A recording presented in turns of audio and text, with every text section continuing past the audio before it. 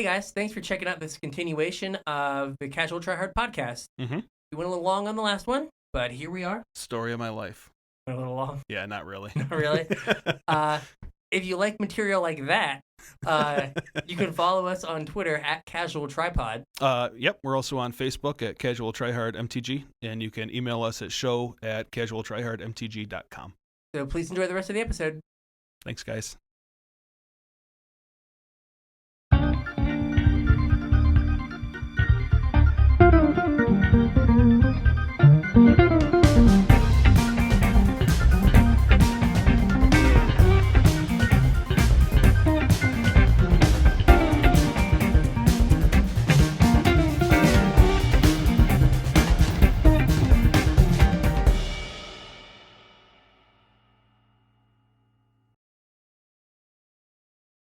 So, one Thomas Kennedy. Yep.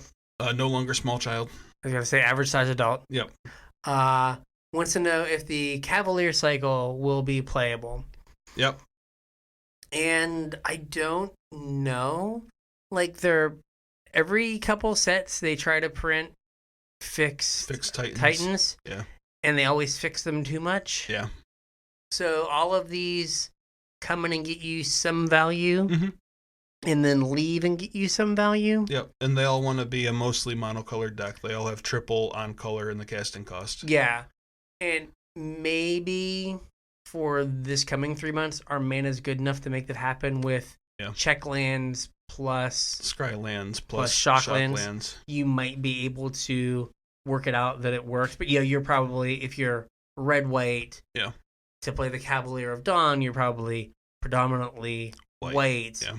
And then getting your red sources off of your dual lands. Yeah. So the white one. So they're all. Are they? Oh yeah, they're all two color. Yep. So the white one is 2 white. Yep. For a 4/6. Vigilance. When it enters the battlefield, you get to beast within something. A generous gift. Thank you very much. Sure, that too. Also, Terrestodon. Yes. So you get to destroy. Yep. A non-land creature or non-land permanent and make a 3/3 golem. Yep. And then when it dies, you get to Sun Titan something, return something CMC 3 or less. No, you get to return an artifact or enchantment card from your graveyard to your hand. Oh, that's even worse. It's even worse. So yeah, I don't like that one. Yeah. Now, Cavalier of Thorns has reach. Mm-hmm. He's a 5/6. Yep. Enters the battlefield. Look at the top 5 cards of your library. Mm-hmm. Put a land on the battlefield tapped. Okay. Right, when it. You know what land you can get on the battlefield tapped? Whatever. Field of the Dead. I was gonna say crack zombies. Crack zombies. I hope we get a crack zombie token. Just like dress up like Dave Chappelle, little hat, like sprinkle some crack on it. Got any more than lands? Yeah. I just need number 7. No fix. So, and then when this Cavalier dies, you can exile it and then put another target card from your graveyard on top of your library. Yeah. I don't love that effect. So now, if you follow the game podcast, Brian Gottlieb is crazy for this card. Yeah. I think there's an island that he's living on. Yeah. It's the Thorn Island, and he's hoping he's right. I think I would almost always rather have the Ceratops. Yeah. His argument for, I guess, like, this is the same as a hasty Ceratops. Yeah. So his argument is in the current, like, blue-green decks, you want to get a whole bunch of mana, and then you just want to keep doing your thing. So if your thing is, like, mass manipulation, you mass manipulate some stuff, and if they kill your Cavalier of Thorns, you put it on top. You put mass manipulation on top, and you run it back. I don't know. I don't know either, but he's super high for it. I think he might be wrong, but we will see. I mean, he's a better Magic player than I am, but I don't love this card. Yeah, I'm not a huge fan. So next one's the black one. Yep, Cavalier of Night. It's a 4/5 lifelink. When Cavalier of Night enters the battlefield, you can sacrifice another creature. If you do, you get to destroy a creature opponent controls. Couldn't even make it. Noxious Gearhulk. Yep. Couldn't do it. Yeah, not quite that good. It's more like, what was that card? It's like a 1 mana instant, sack a creature. Bone Shards. Bone Splinters. Yeah, Bone Splinters. Which is in this set. Yeah. So they tacked that onto this for some reason, and then so this has the Sun Titan text. Yeah, because that's what I always think of for your black card. Yeah. Yeah, it's just a creature card though. Yeah, when Cavalier of Night dies, return target creature card with CMC 3 or less from your graveyard to the battlefield. It seems like you need to be getting value on the creature that you sack. Yeah. You need to play, again, like Dusk Legion Zealot. You need to draw a card off of it, so when you sack it, you don't care. Yeah. I actually like this one better than like the last two. Okay. I think this is a better Bantu. Like in the Rakdos decks. Oh, because it just sacks something, and you get the ping. Yeah, it sacks something. You get to, blow up a creature your opponent controls. It's got lifelink to get you back in the game. Yeah. When it dies, you get to rebuy a Judith or something. I don't hate this one. Yeah, it's fine. I don't know, like Bantu, you just get to get so many cards and kind of get back. Well, yeah, but like every time I've cast Bantu, like you also it's gone poorly. Yeah, like put yourself in a hole. And this is very true. I don't think you're. You still have a big body, right? And you haven't had to sack 3 things to get the value. Right. Yeah. I like it. I like it better than the rest of them. I don't know if it's good enough to see play or not, but. Up next, we have Cavalier of Gales. Mm-hmm. This is a flyer, a 5/5 flyer for 5. Yep. Seems decent. Yep. When it comes into play, you get to brainstorm. Yep. So draw 3, put 2 back on top of your deck. Mm-hmm. And then when it dies, you shuffle it back in, and then you scry 2, so you can try to find it again. Yeah, you know what does almost all of this for 1 less mana? What was that? God Eternal Kefnet. Yeah. You don't get to draw a card, but sometimes you just get to play spells for basically free and copy them and effectively draw a card. Yeah, effectively draw a card. Every spell you draw is drawing a card. And you know it's always the 3rd card down when it dies. Right. You don't have to scry to go find it. Yeah. And it's easier to cast. Yeah. Yeah. So I don't think this card gets to exist in Standard when God Eternal Kefnet exists. Probably not. Like, it's 1 less power for 1 less mana. Yeah. Well, they're only going to exist together. They're never going to be separate in Standard. Yeah, so I don't think this card gets to be a card in Standard. Yeah. Like, unless for some reason we get Devotion back. Or if there's like some crazy like mono blue deck where you're like, well, I'm gonna play my Kefnet and Cavalier of Gales, and then I'm gonna put a spell on top to copy with my Kefnet. Well, that's kind of neat, but no, I don't think so. Yeah, I don't think this is what we're about. Yeah, like Brainstorm's good because you can cast it early, and because of all the shuffle effects in Legacy. And we don't have we don't have any shuffle effects. Yeah, and this comes down on turn 5. Like, yeah, I don't. No, I think this is this is just a worse Kefnet, and so people aren't gonna play it. Yep, not a fan. Last one is Cavalier of Flame, the red one. Okay. It's 6/5. It doesn't have a keyword ability. Nope. But it does have pay a red and a colorless or generic. Mm-hmm. Creatures you control get +1/+0 and gain haste till end of turn, which is kind of neat. Okay, yeah, and you can do it multiple times, so you can give all your creatures fire breathing. Yep. When it enters a battlefield, you can discard any number of cards, then draw that many cards.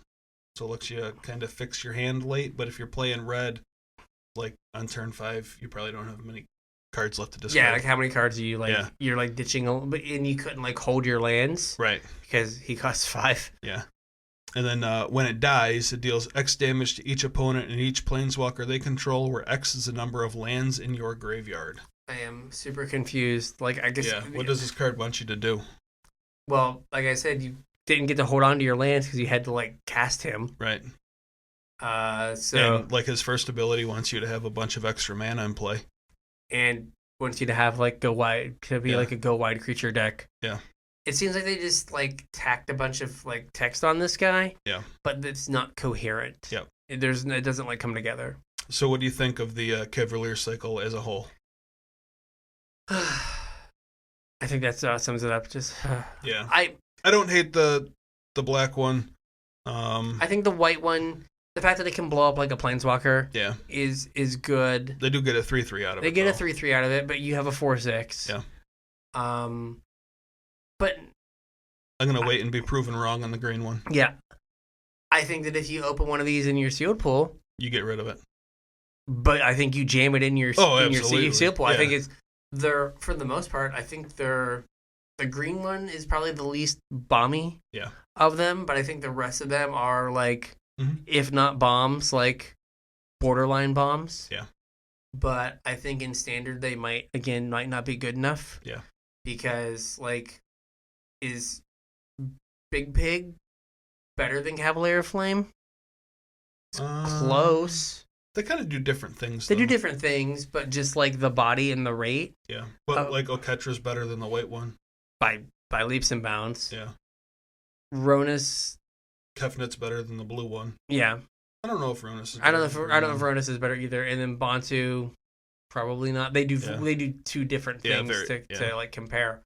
But like for a couple of them, the God Eternals are just better. Yeah. So, yeah, I think this is kind of a miss. I think these all seem like super limited bombs. Yep. So, we had a piggyback to this question though. Okay. Jesse wants to know if Lotus Field will help cast these guys. I mean, based on the text on the card, yes. I don't know why you want to though. Yeah. It seems like a lot. Yeah. Like, I don't know, like your mana base needs to be good enough that you can just play them with your mana without having to like hopefully draw your Lotus Field. Yeah. So like Lotus Field isn't really going to help you cast these guys either because you're going in the hole to cast. Yeah. So Lotus Field. Lotus Field. Yep. Is a land. It's hexproof. Mm-hmm. When it enters the battlefield tapped. Yep. We're just piling up the value here.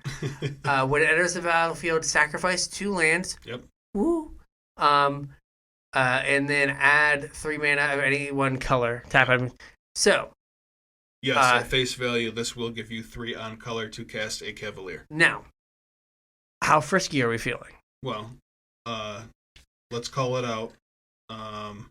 Rowan would like to know all about Lotus Field. Okay, well, what I asked for how brought back.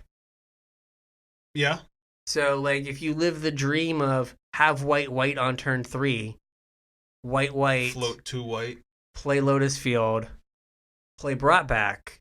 We have assembled Exodian. We have 5 mana on turn 4. 6 mana? 6 if we hit our land. Yeah.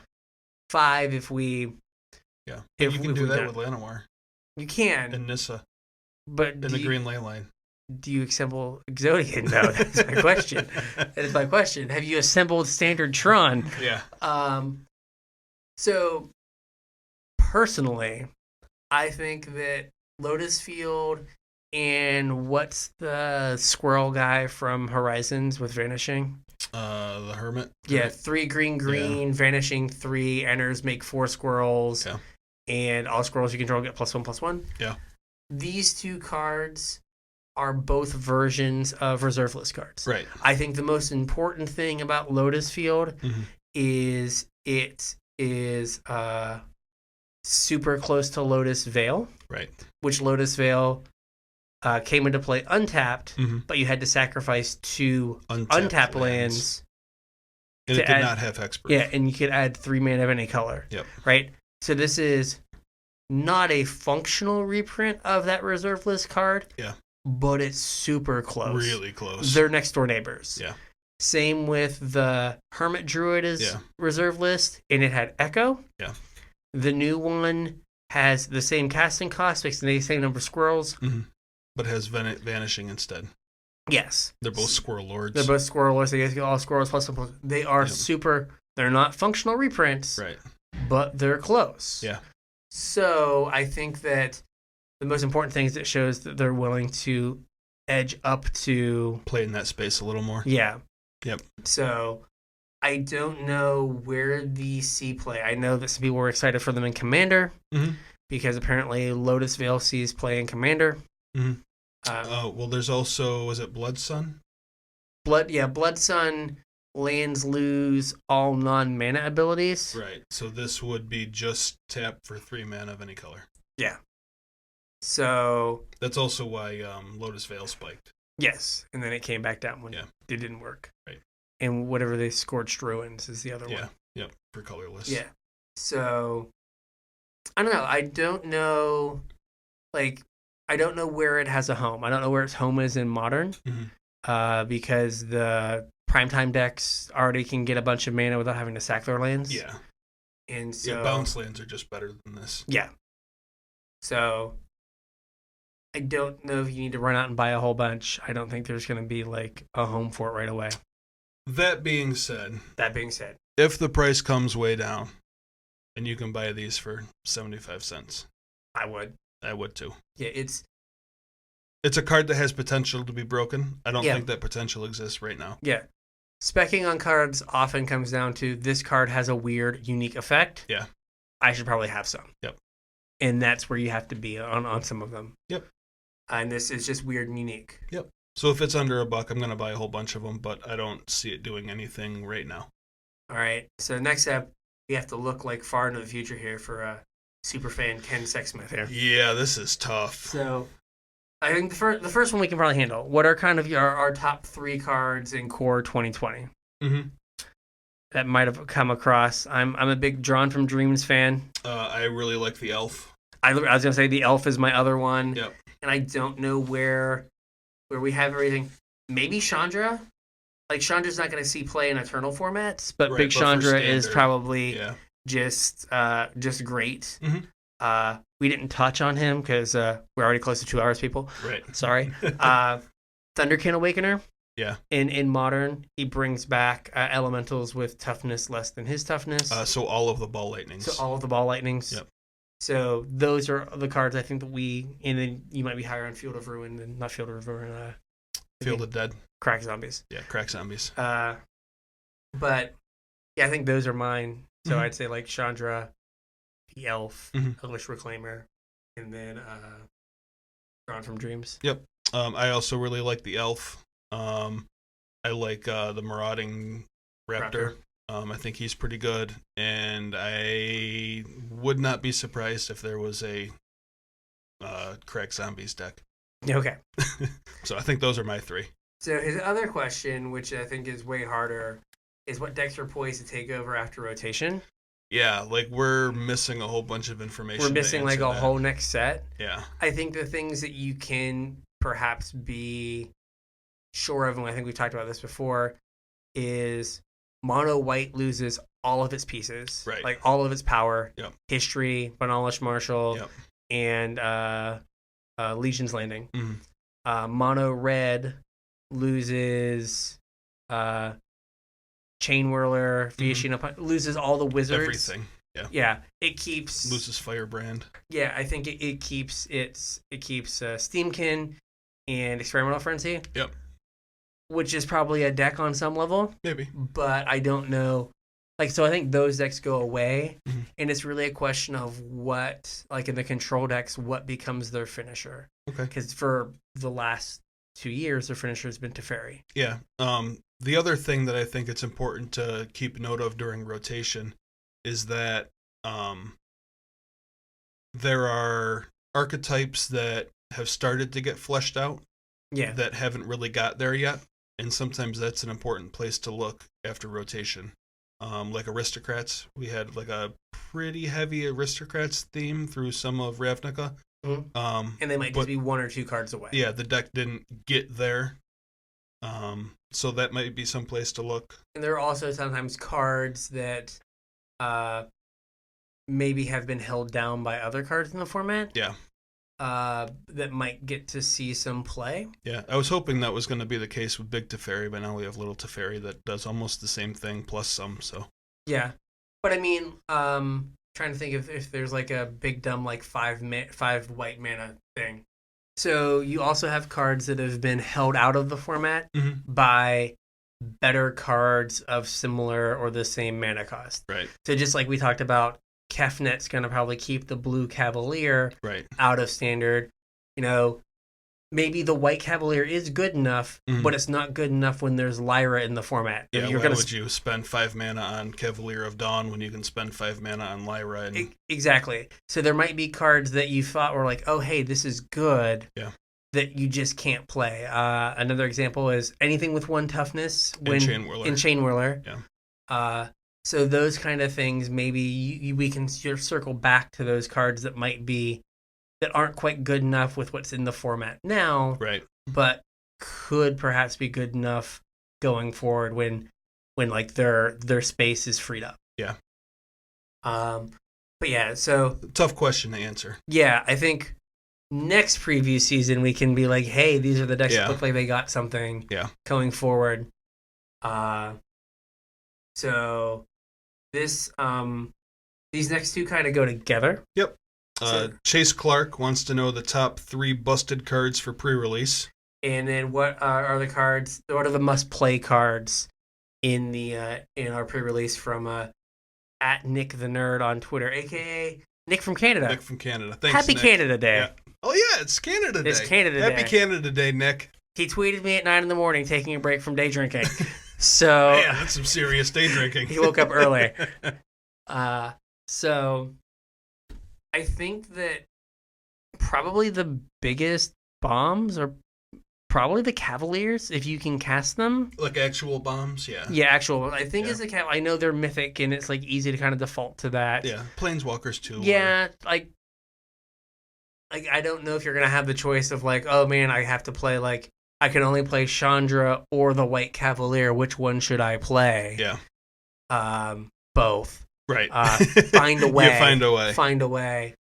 But yeah, I don't think there's like any like rares that I've seen that I thought like, oh, that's a super like snowbally runaway like card.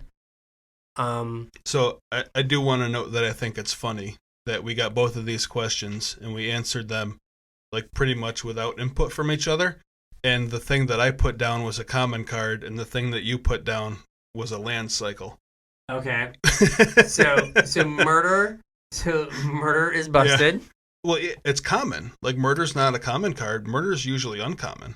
Murder started out as a common. Well, and then it went uncommon, and now it's common again. Yeah. So murder at common, I think that bodes well for the format. Like, I really enjoyed Dominaria, both sealed and limited, and sealed and draft. And I think the reason for that is you had really good answers. There were really powerful, bomby things in Dominaria, but you had really good removal. Mm-hmm.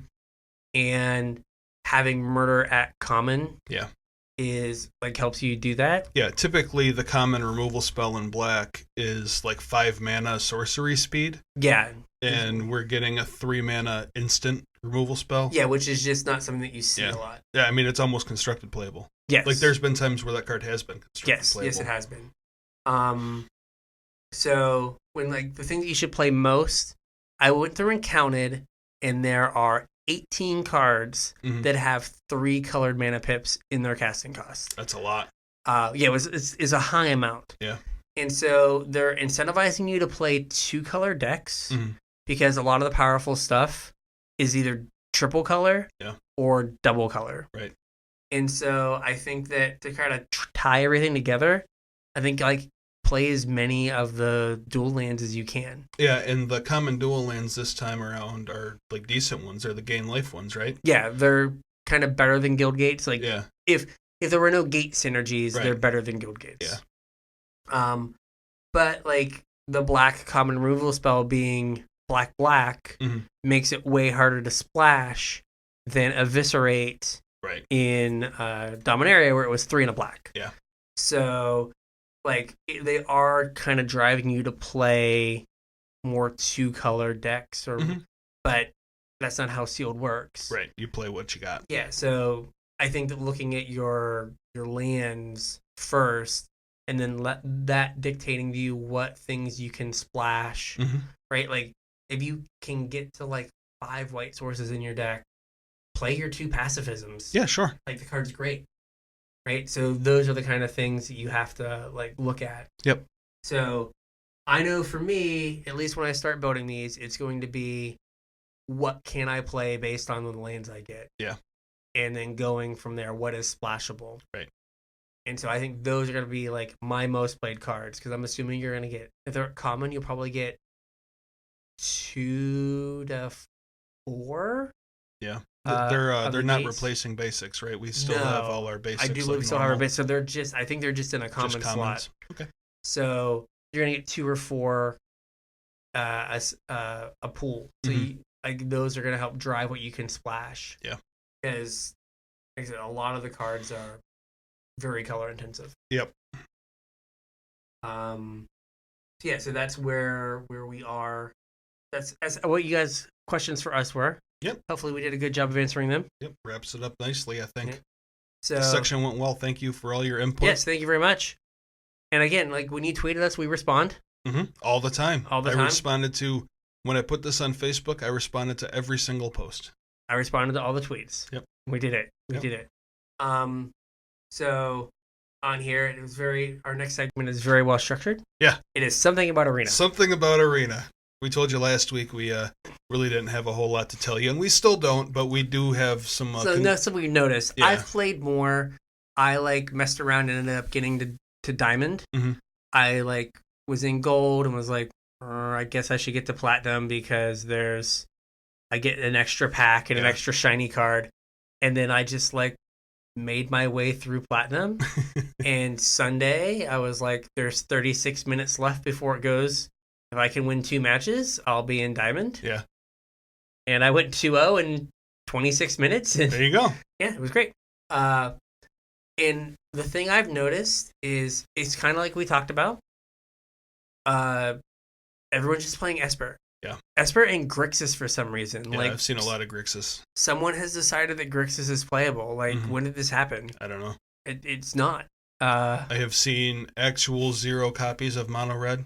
I've seen 1 or 2, and I played enough matches in the last week to go from Plat 4 to to Diamond. Yeah, I did blast almost all the way to Platinum. I made it to Gold 1 before it reset. But... Yeah, but it's surprising.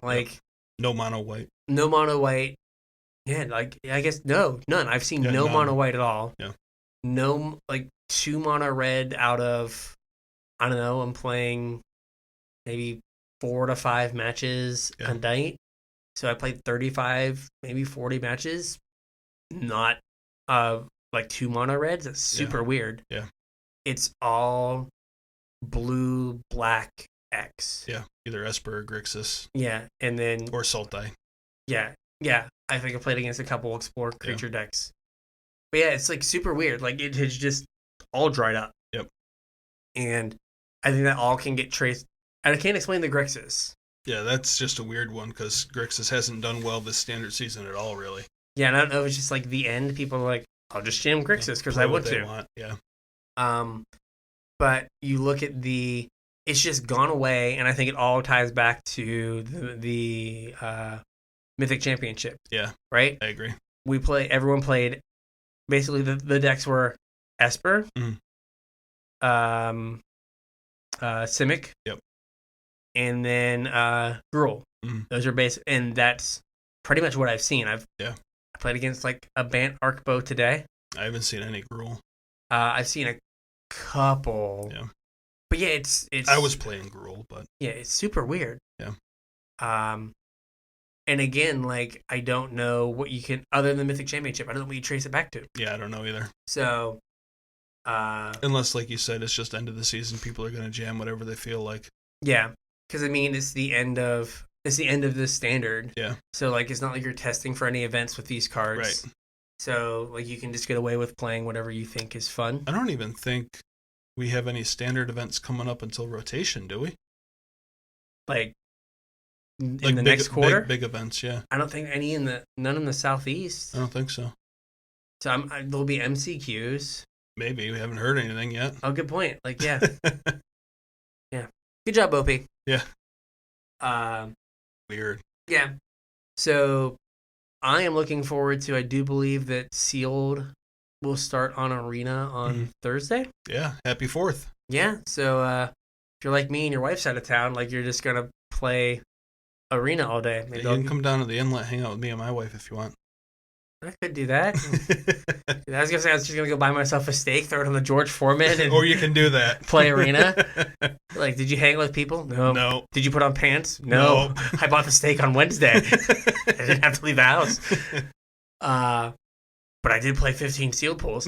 Gonna crush pre-release. Yeah. Here's how the format works. But no, I think again, Arena's weird. Yeah. It just doesn't. You could not have told me that I think easily I played 15 to 20% of my matches have been against like Grixis. Yeah. It like makes no sense. None at all. None The at all. deck's not great. I mean, it's sweet, but it's not great. No. I mean, when you're playing Boros Feather and they're just mono removal spells. Yeah. That is a thing with this standard is I've noticed like when you play against Grixis or really any of the decks, like there are so many kind of interchangeable like removal spells. Yeah. You don't know like, hey, you're like, okay, I'm going to play a Danto Vanguard. Mm. Does this person play Moment of Craving or Lava Coil? Because they play Lava Coil, we're Golden Pony Boy. Yeah. If they play Moment of Craving, not so much. We're dead. Yeah. And it's just like there's so many like interchangeable cards that you don't know, or you play like Red Horde Arcanist, like, oh, I really hope this is a Moment of Craving guy and not a Lava Coil. And it's like, oh no, it was Lava Coil. Yeah. What do I do? Or Cast Down. Yeah, so it's just super weird. There are like so many like just customizable cards that you can throw in, and it doesn't seem like there's any rhyme or reason to it. Yeah. And you can't like predict what you're gonna play against. Right. It's like, oh, okay, game 2, gotta take out these things because they have moments of craving. Okay, cool. So, I think that's it. Like, Arena's gonna change, Standard's gonna change, so we're gonna start over. Yep, we'll keep you posted. So, I'd like to thank Podcast Dad Juan. Yep, thanks Juan, you're the best. The Very Good Podcast Network. And Myrtle Beach Games and Comics. For having us in the studio. Yep. Like I said, if you guys want to watch the video, if you're listening to us and want to see our smiling faces and check out the cards in real time while you're listening to us, you can find the video on Myrtle Beach Games YouTube channel, and I believe it's going to be on their website also. But check it out there. And also, I think we're going to hopefully try to build a sealed pool for you. Yes, tomorrow or Wednesday, maybe? Yeah, we're going to sit down and record building a sealed pool and talk you through how we would build it. Yep. Are we going to release the audio? There's no reason to release just the audio on that, right? No. Yeah, so you have to watch the video. Yeah, to actually at least see our hands for the whole thing. These things. The other podcasts that they have on the Very Good Podcast Network. Yep. There's Rowdy with a Chance of Meeples. And the Very Good Comic Podcast. Yes. Both friends of ours, both great podcasts. So again, Meeples, that's board game stuff. It is board game stuff. They do a great job. And comics are pretty self-explanatory. Yeah, they're comics. Right. So going forward, if you have questions about your pre-release, if you want to tweet us what you played at pre-release, go ahead and contact us at Casual Tripod on Twitter. Yep. Casual Try Hard MTG on Facebook, or show@casualtryhardmtg.com. And if you want to know how we would build your pool, send us a picture of your pool. Yeah, we'll try our best. Yeah. And we'll see you at pre-release, right? Yeah, we'll catch you pre-release.